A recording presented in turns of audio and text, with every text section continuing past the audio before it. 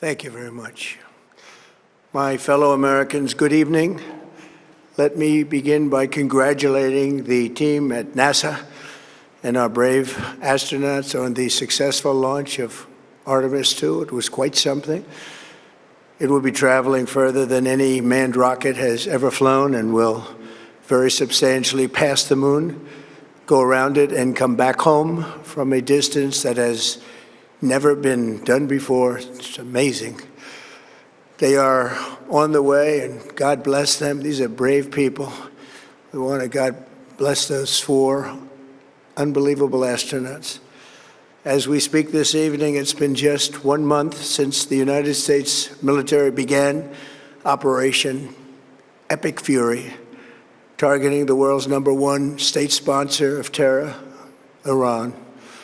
In these past 4 weeks, our armed forces have delivered swift, decisive, overwhelming victories on the battlefield.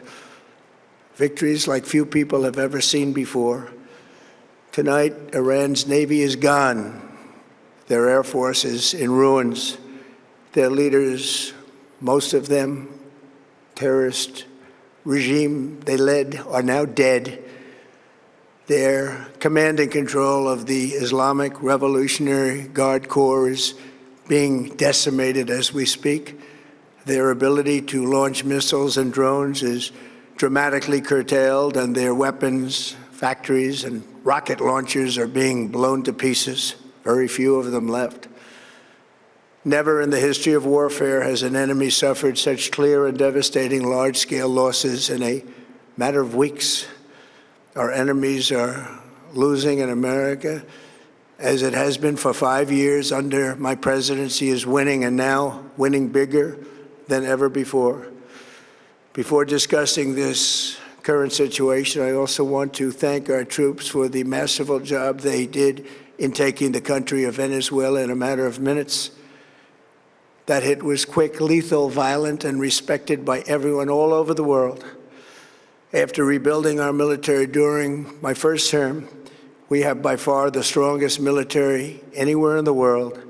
And now we're working along with Venezuela and are, in a true sense, joint venture partners. We're getting along incredibly well in the production and sale of massive amounts of oil and gas, the second largest reserves on earth after the United States of America. We're now totally independent of the Middle East, and yet we are there to help. We don't have to be there. We don't need their oil. We don't need anything they have, but we're there to help our allies. Tonight, I want to provide an update on the tremendous progress our warriors have made in Iran and discuss why Operation Epic Fury is necessary for the safety of America and the security of the free world. From the very first day I announced my campaign for president in 2015, I have vowed that I would never allow Iran to have a nuclear weapon.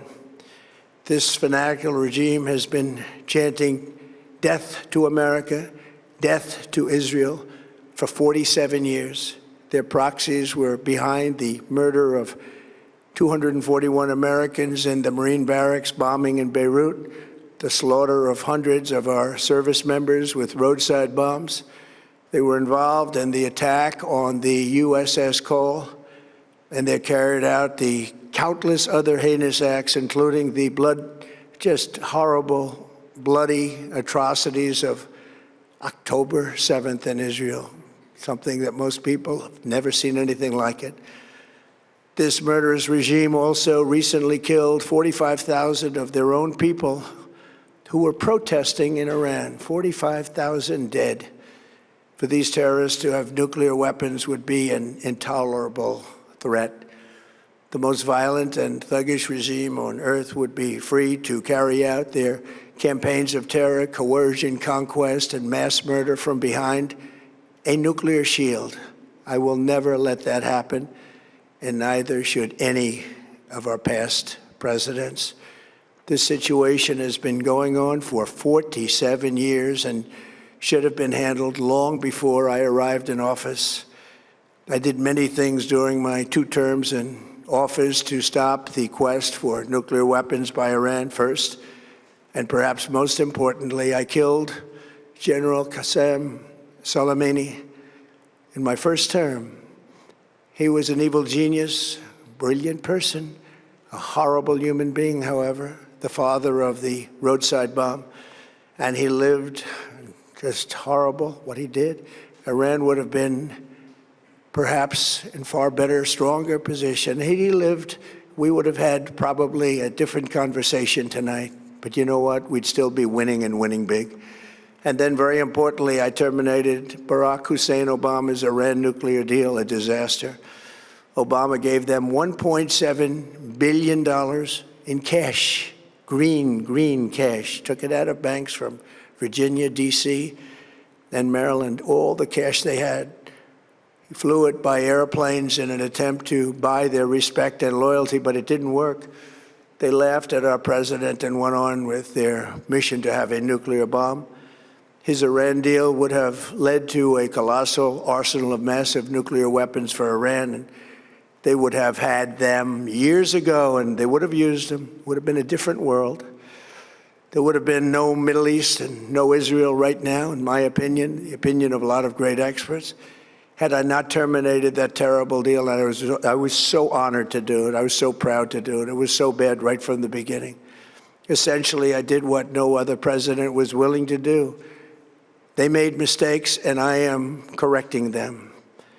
My first preference was always the path of diplomacy, yet the regime continued their relentless quest for nuclear weapons and rejected every attempt at an agreement. For this reason, in June, I ordered a strike on Iran's key nuclear facilities, an Operation Midnight Hammer. Nobody's ever seen anything like it.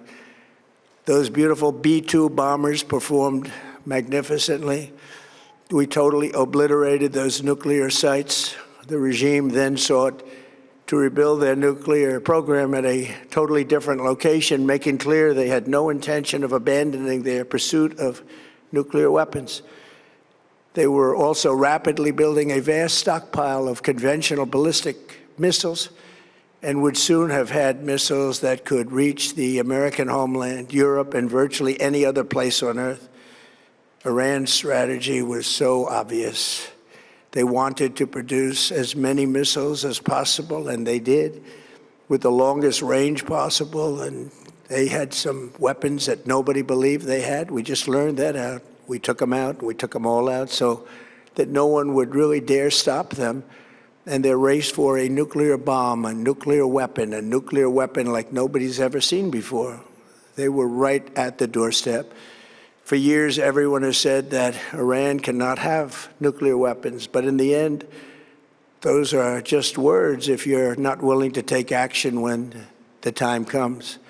As I stated in my announcement of Operation Epic Fury, our objectives are very simple and clear.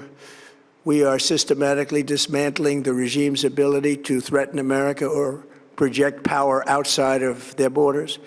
That means eliminating Iran's Navy, which is now absolutely destroyed, hurting their Air Force and their missile program at levels never seen before, and annihilating their defense industrial base. We've done all of it. Their Navy is gone, their Air Force is gone. Their missiles are just about used up or beaten. Taken together, these actions will cripple Iran military, crush their ability to support terrorist proxies, and deny them the ability to build a nuclear bomb.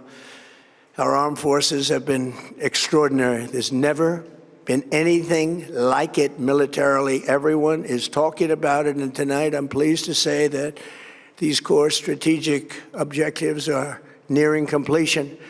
As we celebrate this progress, we think especially of the 13 American warriors who have laid down their lives in this fight to prevent our children from ever having to face a nuclear Iran.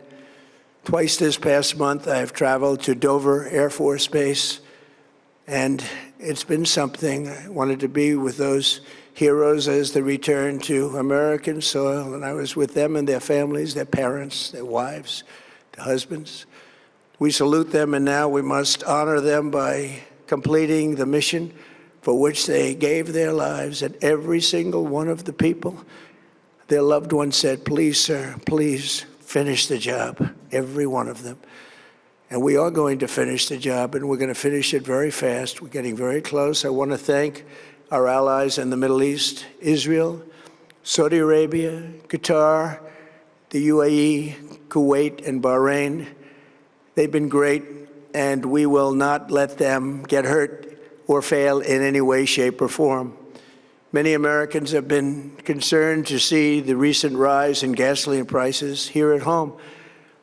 This short-term increase has been entirely the result of the Iranian regime launching deranged terror attacks against commercial oil tankers in neighboring countries that have nothing to do with the conflict. This is yet more proof that Iran can never be trusted with nuclear weapons. They will use them, and they will use them quickly. It would lead to decades of extortion, economic pain, and instability worse than we can ever imagine. The United States has never been better prepared economically to confront this threat. You all know that. We built the strongest economy in history. We're going through it right now, the strongest in history. In 1 year, we've taken a dead and crippled country. I hate to say that, but we were a dead and crippled country after the last administration and made it the hottest country anywhere in the world by far, with no inflation, record-setting investments coming into the United States, over $18 trillion, and the highest stock market ever, with 53 all-time record highs in just 1 year. It all positioned us to get rid of a cancer that has long simmered. It's known as the nuclear Iran, and they didn't know what was coming. They've never imagined it.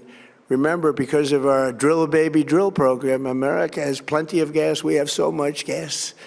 Under my leadership, we are #1 producer of oil and gas on the planet, without even discussing the millions of barrels that we're getting from Venezuela.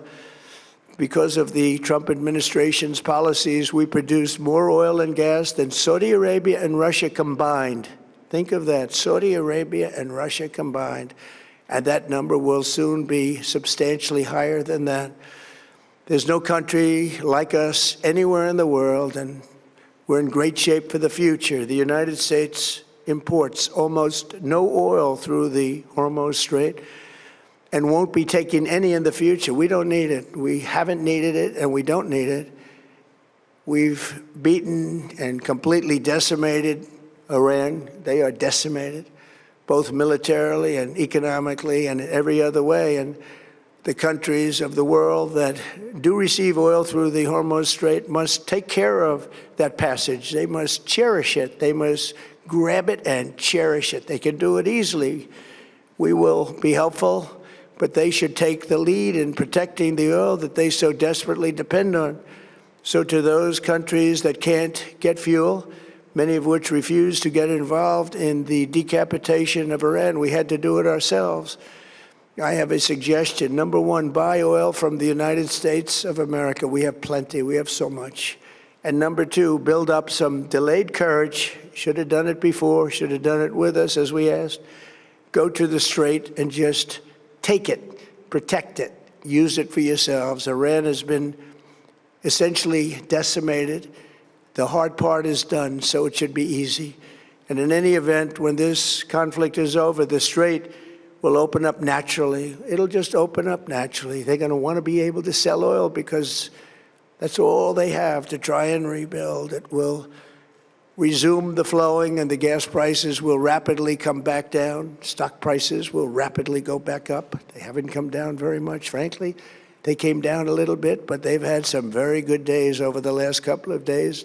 We've done actually much better than I thought, but we had to take that little journey to Iran to get rid of this horrible threat.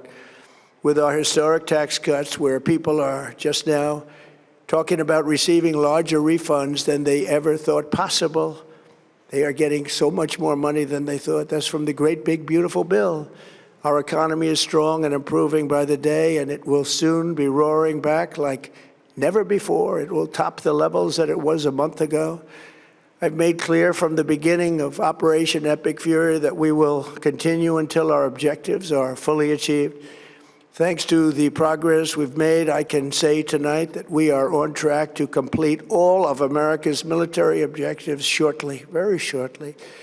We're going to hit them extremely hard over the next 2 to 3 weeks. We're going to bring them back to the Stone Ages where they belong. In the meantime, discussions are ongoing. Regime change was not our goal. We never said regime change, but regime change has occurred because of all of their original leaders' death. They're all dead. The new group is less radical and much more reasonable. Yet if during this period of time no deal is made, we have our eyes on key targets. If there is no deal, we are going to hit each and every one of their electric generating plants very hard and probably simultaneously. We have not hit their oil, even though that's the easiest target of all, because it would not give them even a small chance of survival or rebuilding. But we could hit it, and it would be gone, and there's not a thing they could do about it. They have no anti-aircraft equipment. Their radar is 100% annihilated. We are unstoppable as a military force. The nuclear sites that we obliterated with the B-2 bombers have been hit so hard that it would take months to get near the nuclear dust, and we have it under intense satellite surveillance and control. If we see them make a move, even a move for it, we'll hit them with missiles very hard again. We have all the cards, they have none. It's very important that we keep this conflict in perspective. American involvement in World War I lasted 1 year, 7 months, and 5 days. World War II lasted for 3 years, 8 months, and 25 days. The Korean War lasted for 3 years, 1 month, and 2 days. The Vietnam War lasted for 19 years, 5 months, and 29 days. Iraq went on for 8 years, 8 months, and 28 days. We are in this military operation so powerful, so brilliant, against one of the most powerful countries for 32 days. And the country has been eviscerated and essentially is really no longer a threat. They were the bully of the Middle East, but they're the bully no longer. This is a true investment in your children and your grandchildren's future. The whole world is watching, and they can't leave the power, strength, and brilliance. They just can't believe what they're seeing. They leave it to your imagination, but they can't believe what they're seeing, the brilliance of the United States military. Tonight, every American can look forward to a day when we are finally free from the wickedness of Iranian aggression and the specter of nuclear blackmail. Because of the actions we have taken, we are on the cusp of ending Iran's sinister threat to America and the world. And I'll tell you, the world is watching. And when we do, when it's all over, the United States will be safer, stronger, more prosperous, and greater than it has ever been before. May God bless the men and women of the United States Armed Forces, and may God bless the United States of America.